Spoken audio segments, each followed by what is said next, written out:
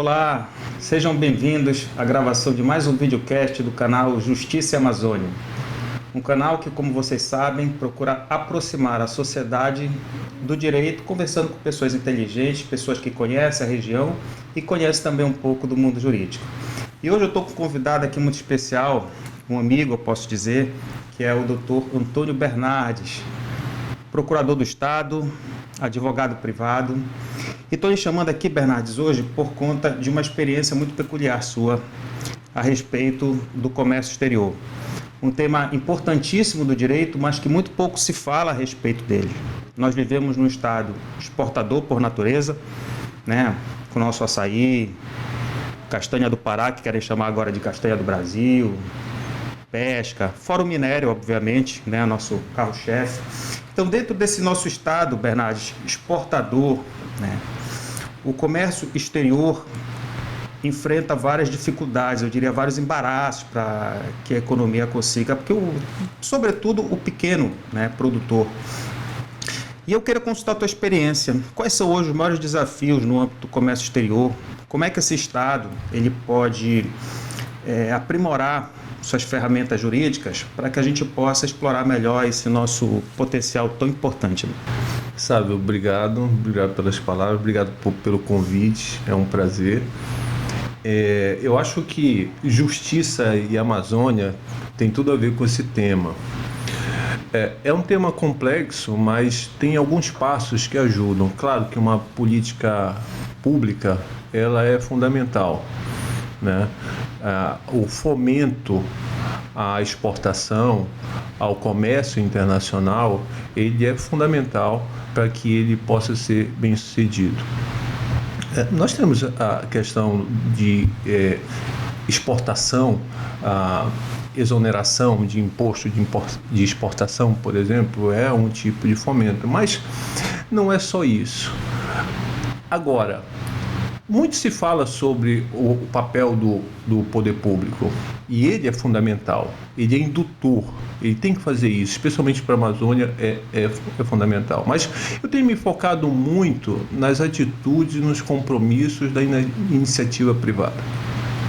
Porque, a partir daí, a capacidade da iniciativa privada pode vencer vários obstáculos e chegar a um bom termo. E existem vários aspectos com relação a isso, eu posso até exemplificar. Por exemplo, nós temos hoje o açaí. O açaí é o nosso ouro negro. Nos Estados Unidos, ele está em tudo quanto é lugar. Quem, na verdade, popularizou o açaí foi um turista americano que esteve por aqui e acabou levando para lá, e tem a questão da representação. E nós temos, o que nós temos no Estado? Nós temos uma política que fomenta o açaí, nós temos muitos produtores, porém, nós além da política pública, nós temos que ter uma visão de verticalização ou de parceria. Então, eu fico imaginando, se nós pegássemos um contrato internacional muito utilizado de joint venture, né, onde você pegaria um investidor, por exemplo, americano.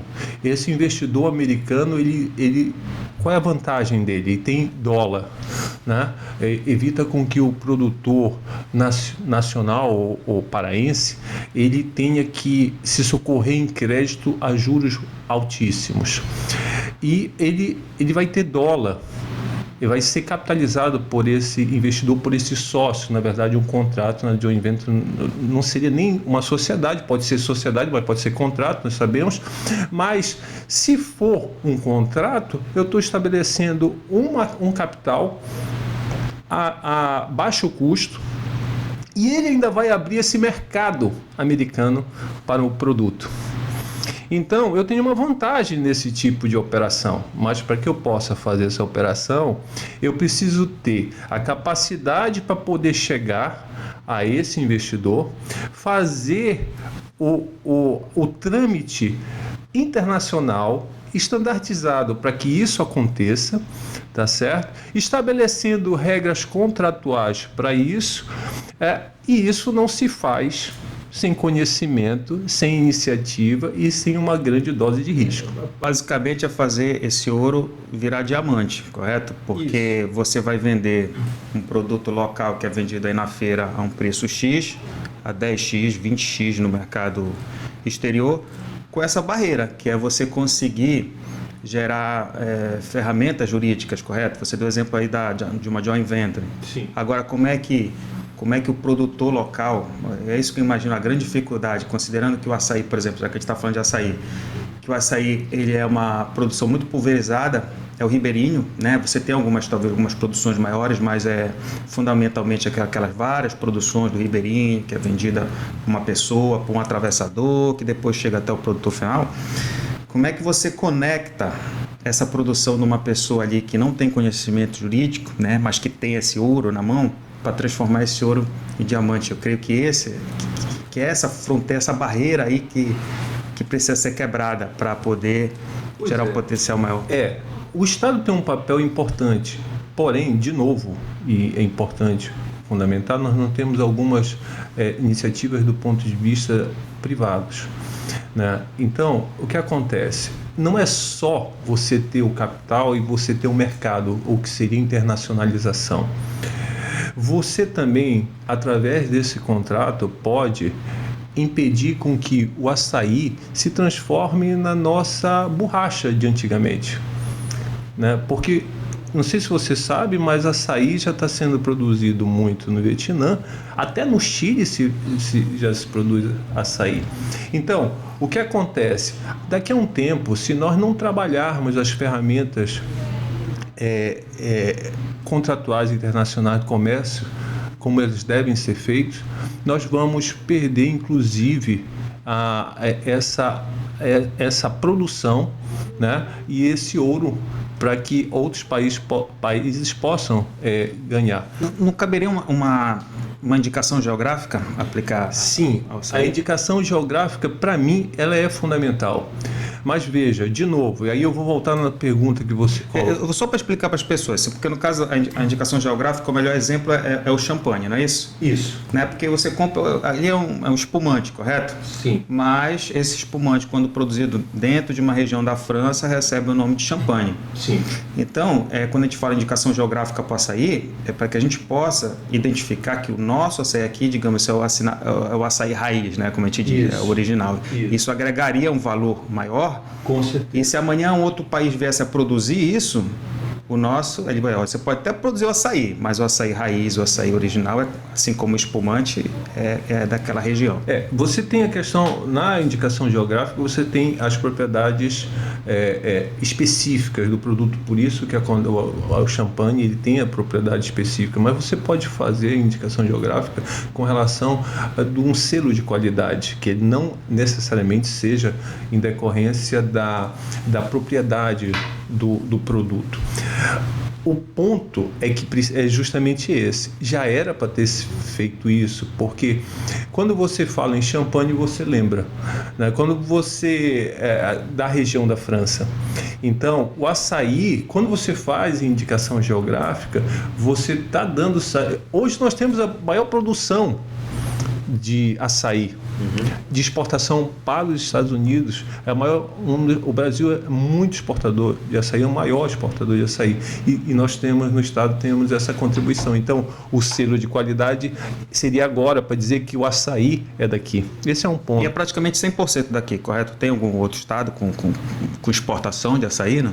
Com o volume que nós temos, não. Agora, é interessante o açaí, porque teve um momento em que o maior exportador de açaí era o Ceará. Porque a empresa... É a Jussara, né? Quem nem chama de açaí. Não, porque não tem açaí. É porque a empresa era feita, a exportação era feita por lá. E diga-se de passagem, você sabe qual é o maior exportador de café do mundo? Não tenho ideia. Alemanha. Não produz um café. Mas o que acontece? Ele recebe o produto, trabalha em cima do produto e é exportador. Então, assim, essa riqueza, ela precisa ser trabalhada do ponto de vista contratual e do ponto de vista da gestão. E aí vem aquela sua primeira pergunta com relação a como chegar e com os mecanismos. Gestão. dessa situação. E essa gestão ela passa por políticas públicas e por iniciativas privadas. E quando para nós trazermos para o mundo do direito, aí vem uma pergunta: qual é a mentalidade que nós temos no estado do Pará, na cidade de Belém, para o comércio internacional? Qual é a especialidade que se tem para negociar internacionalmente os nossos produtos, para preservar as nossas riquezas? Porque o contrato não é só para vender, e também é para preservar. Porque, veja, se eu faço uma joint venture com uma empresa estrangeira, nós estabelecemos as regras que vai ser durante esse contrato e para depois desse contrato, para que os meus direitos não sejam... Então, eu tenho reserva de mercado, eu guarneço a minha propriedade intelectual, enfim, uma série de circunstâncias. Até para não ser engolido economicamente, isso. Porque você está falando aí com uma entidade econômica muito mais poderosa que o produtor, né? Exatamente. E aí o que acontece? Nós não temos a formação, nós não temos a grande escala a mão de obra para poder fazer isso, porque até a negociação, veja bem, eu vejo contratos no meu dia a dia que a pessoa vende uma mercadoria e depois, por algum problema, porque uma venda durante muito tempo vai dar um problema. E na hora que der o problema, como é que você cobra? De que forma você cobra? Qual é o custo dessa cobrança? Às vezes não se faz nem isso. Então, coisas básicas, por exemplo, como é que você soluciona um conflito numa execução de um contrato? Outra, uma negociação internacional, ela tem um padrão para ser feito. Então, você vai chegar com um americano, com um europeu, você não pode imaginar que você vai fazer um negócio como se estivesse fazendo com alguém aqui. E como é que você vai fazer a formação do preço se você não conhece o mercado onde ele vai ser vendido, para poder valorizar, né? E às vezes, e aí isso daí para mim, eu coloco assim, é de última. Eu vi um caso onde a pessoa precisava fazer uma venda, fez um tipo de contrato, utilizou o contrato básico nacional, com base na legislação nacional, e traduziu para o inglês. Vários problemas envolvidos isso. Vários problemas. Porque o sentido, o semântico das palavras, elas são diferentes, quanto mais o jurídico. Então, um exemplo muito típico disso é a boa... Jogou no tradutor do Google. Muitas vezes sim. Muitas vezes. Eu não estou falando ainda nem como é que ele vai resolver a questão de arbitragem, em que foro vai ser. Eu não estou nem chegando nesse aspecto que já é um problema. Mas eu estou chegando num ponto onde a pessoa, o sentido de uma boa-fé semântico e jurídico, por exemplo, em duas legislações como a dos Estados Unidos e do Brasil, são diferentes. Pela boa-fé no Código Civil, não sou um grande civilista, você pode anular um contrato, mas você não pode anular um contrato por boa-fé nos Estados Unidos. Então, o sentido... E outra coisa... às vezes o sentido do estatuto, e aí eu vou utilizar essa comparativa da Common Law, que é dos Estados Unidos, com o nosso Civil Law. O estatuto é uma coisa, pode estar escrito no estatuto, mas o que vale lá é a Common Law, são os precedentes. Então, a interpretação daquela comunidade no contrato para aquela situação não vai ser a mesma que vai ter aqui no Brasil, que é estatutário. Isso faz muita diferença. Então, desde coisas básicas até coisas mais complexas com relação a cumprimento ou como vai cumprir, primeiro evita com que você venda. Todo mundo quer vender e ganhar em dólar. Quem não quer vender e ganhar em dólar? Mas e os riscos envolvidos nessa venda? Que tipo de risco? Como eu me protejo? De que forma eu viabilizo? Tá? Então, tudo isso faz diferença. Mas para fazer a diferença, você precisa ter conhecimento para isso. Você não pode fazer no vamos ver. E aí, se nós quisermos, grosso modo, falar de direito internacional comercial e consultoria, nós vamos ter que ir aonde? Como é que... respondendo aquela tua pergunta, como é que a associação ali que trabalhou a farinha, teve alguma farinha de Bragança, teve uma assessoria do governo, tudo bem, né? A situação é um pouquinho mais... E a outra que não tem essa assessoria? Precisa ter uma consultoria. E a consultoria, geralmente, de comércio internacional está onde? No nosso país. Porque se você quiser um advogado civilista ou trabalhista, você vai tropeçar na nossa cidade. Mas quem que entende de negociação internacional e quem entende de comércio internacional, que já é complexo por si só? E é uma parte que nem sequer caberia ao poder público resolver, porque o poder público, o que ele vai fazer, né? Você tem aí uma secretaria agora que procura fomentar o comércio exterior, foi criada recentemente, então você pode criar uma aproximação, criar aquelas políticas por criar uma feira, trazer o pessoal de fora aqui para visitar ou levar o produtor daqui para feiras internacionais, que é essas atividades de fomento. Você pode criar facilitadores da exportação, aduaneiros e tal. Isso tudo a política pública pode fazer, mas chega um momento, né, crucial, que é o momento de fechar o negócio, que você precisa sentar com advogado, com consultor, que vai poder lhe orientar, porque o Estado não vai sentar e fazer o seu negócio, né? As decisões são do pequeno comerciante. E aí, neste ponto, é que eu vejo uma carência muito grande que acaba inibindo a pessoa. Tudo bem, por mais que apareça até o interessado, como é que ele não sabe negociar com essa pessoa, né? Porque ele não conhece o mercado que vai ser vendido. Fazer o contrato, então, nem se fale, porque ele não tem conhecimento jurídico para fazer um contrato dessa natureza. E você tem uma carência muito grande, né? Tem poucos especialistas, você é um deles, né, nesse tipo de assunto. E eu vejo, então, uma necessidade de se criar um fomento ao conhecimento jurídico nessa área no nosso estado, né? Nós que somos da área do direito, né, seja advogado público, privado, a gente tem que dar foco em questões jurídicas da nossa região, né? Às vezes a gente está estudando coisas lá que não se aplicam ao nosso mercado, né?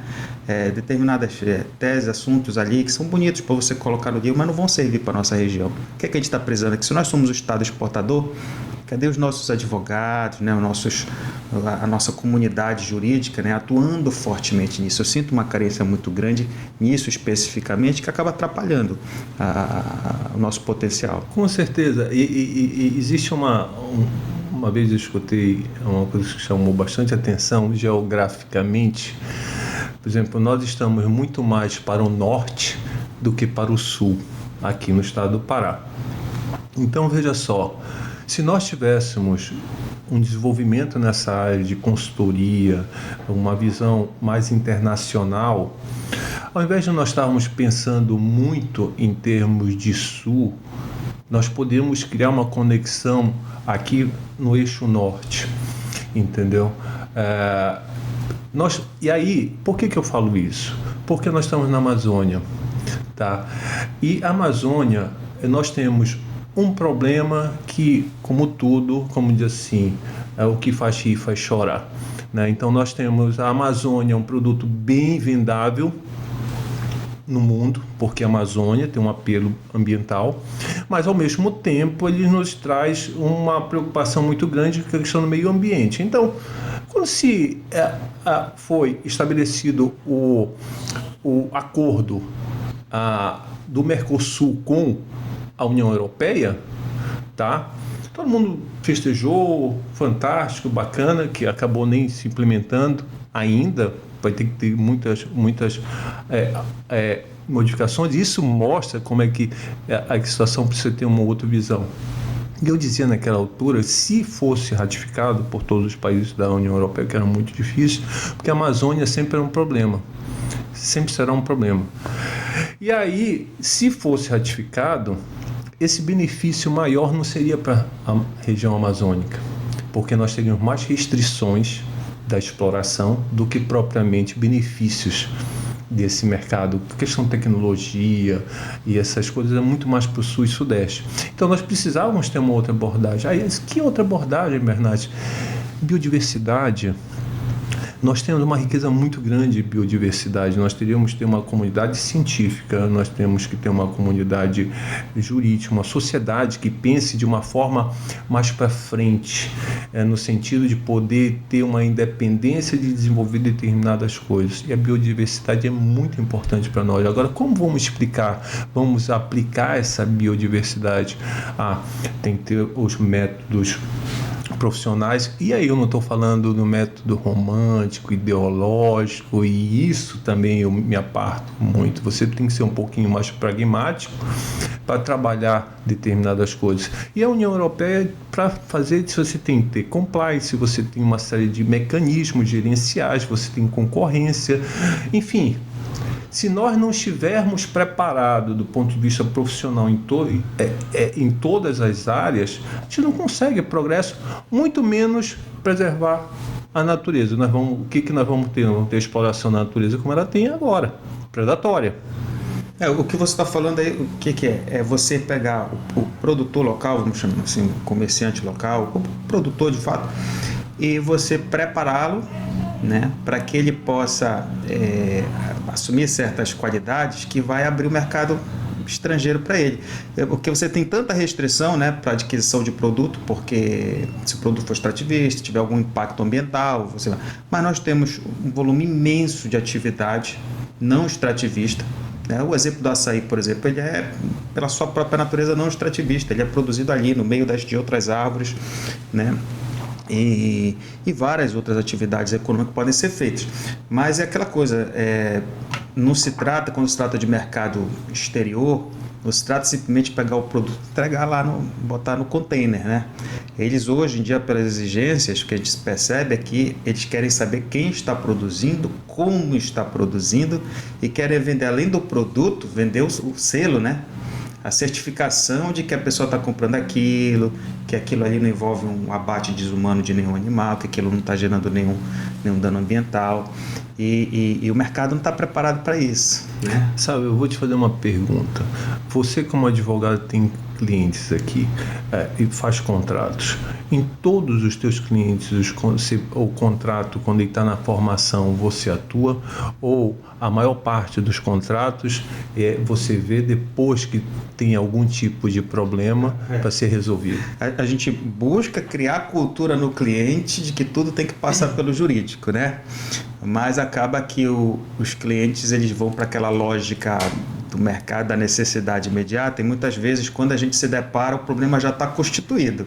Aí a gente já tem que corrigir, apagar o incêndio, né? A ideia é a gente atuar para não ter o fogo, né? Então a gente busca criar essa cultura, mas, né, infelizmente a nossa rotina é de receber o contrato pronto e depois dizer por que você fez isso, né? Muito bem.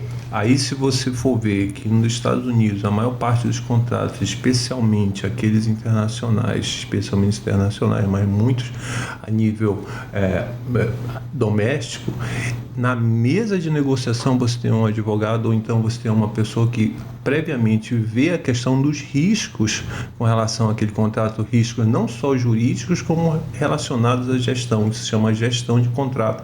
E isso nós estamos lidando com uma questão de gestão.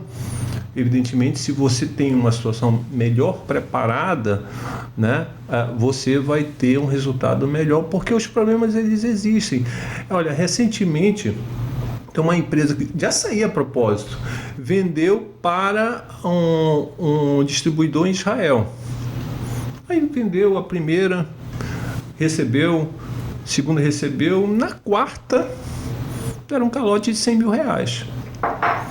Disse, meu Deus do céu, como é que eu vou fazer? Ele tem que fazer assim. Tá, cadê o contrato? Tinha um invoice. Foro de jurisdição. Entendi. E agora como é que eu faço? Bem, como é que é a cobrança? Eles não sabiam como é que... Estavam 2 anos tentando ver como é que era a cobrança. Só que existe um programa especial que facilita a tramitação de cobranças com alguns países, dependendo de tratados internacionais. Israel era um deles, que facilita evitar aquela questão só de carta rogatória, enfim, essas coisas, facilita um pouquinho. Mas veja... Cooperação judiciária que tem. Exatamente. Eles venderam se vende como se não fosse ter problema. E se esquece muitas vezes que às vezes nem tem um problema, ele é criado.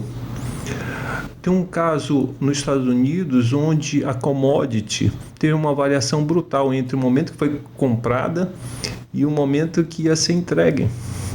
Se criou um problema do ponto de vista operacional no desembarque que fazia com que a empresa tivesse quem exportou um prejuízo absurdo. Era melhor desfazer o negócio. Ela ficou refém da situação, porque não chegou a ser entregue a forma do contrato que ia ser feito. Não tinha clareza. Não tinha clareza. Aí vai valer a interpretação que mais favorece. Ele queria vender. Ele vendeu. Mas as coisas foram feitas, eu costumo dizer, as coisas foram feitas para dar errado. Para dar certo dá muito trabalho, não é, sabe? Então, as coisas, e aí a gente tem que prever as coisas que vão dar errado no momento que está todo mundo feliz. E para isso existe a questão do trabalho, do profissional, da consultoria. E você não pode pensar a nível doméstico com situações internacionais, né? Então são coisas diferentes. E aí eu volto ao ponto. A Amazônia precisa ter uma outra abordagem, menos romântica. Porque senão nós vamos ficar atachados a essa situação. E como é que a gente faz isso? Se a gente utilizar profissionalmente, a iniciativa privada também, utilizar conhecimento e técnicas para vender a Amazônia sem depredá-la. E é possível. Mas você precisa ter profissionais para isso, política pública, uma série de contextos para que isso aconteça. Que bom, Bernardes. O que eu vejo aí, eu vou fazer aqui uma conclusão, tá? O que eu vejo aí é que, às vezes, um comerciante local, às vezes, e não estou falando só de gente pequena, não, gente grande, inclusive.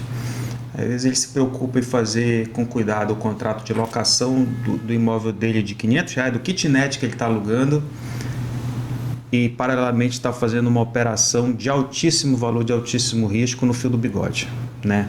Então, a gente precisa, assim, mudar essa cultura e gerar um aprimoramento jurídico para o próprio bem, né? O que eu vejo, né, a gente vê na nossa realidade aqui local, que sempre que a corda quebra, nesses contratos ela quebra para o lado de cá.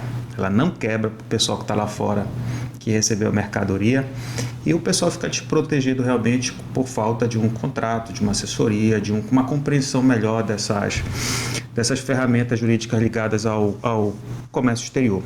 Essa tecnologia e o desenvolvimento, a falta de massificação não quer dizer que não exista, né? Hoje, a tecnologia e o desenvolvimento da sociedade permite com que haja consultoria a valores e a situações muito mais fáceis do que existia antigamente. Nós estamos falando de coisas que antigamente era só para médias e grandes empresas e hoje pode estar acessível para pequenas empresas. E outra coisa, difusão na sociedade com palestras. Isso que nós estamos fazendo aqui é importante para abrir um pouco a cabeça. Enfim, universidades, uma série de fatores que você vai formar um conhecimento e essa experiência para melhorar o nosso mercado. Eu te agradeço, cara. Eu que te agradeço. O objetivo do nosso videocast é justamente esse, é gerar esse bate-papo assim informal e levar um pouco de conhecimento jurídico, né, nessa linguagem acessível para as pessoas e conseguir gerar uma mudança de cultura, né? A gente precisa conhecer um pouco mais nossos direitos em todos os aspectos. A gente está falando aqui só de uma questão ligada ao nosso Estado, uma questão que é tão negligenciada, mas que estamos aqui fazendo a nossa contribuição. Fica o meu agradecimento, Bernardes, a sua participação. Obrigado também por explorar esse tema que é tão importante, que poucas pessoas se dedicam a ele.